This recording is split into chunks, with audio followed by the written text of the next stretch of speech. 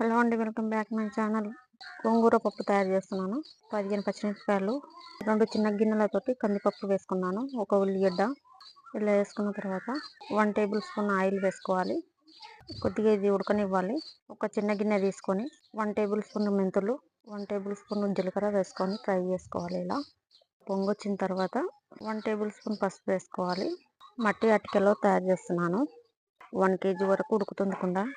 గోంగూర శుభ్రంగా కడుక్కొని ఇలా వేసుకోవాలి. ఇలా ఉడికిన తర్వాత గ్యాస్ ఎక్కువ కాలుతుందేమో అని ఫీలింగ్ ఉంటుంది. ఒకసారి కుండ వేడైన తర్వాత మళ్ళీ కాదు కదా. మెంతులు జీలకర్ర దంచుకుంటున్నాను. ఇలా దంచుకున్న తర్వాత 2 గడ్డల వెల్లుల్లి వేసుకోవాలి. ఇలా కచ్చపచ్చగా దంచుకున్న తర్వాత అది కూడా వేసుకోవాలి. కరివేపాకు వేసుకోవాలి. కల్లుప్పు వేసుకుంటున్నాను.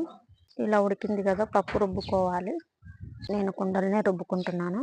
మెత్తం మెదిగింది కదా, పోక్స్ పెట్టుకోవాలి. ఈ వీడియో చూసిన ప్రతి ఒక్కరికి ధన్యవాదములు.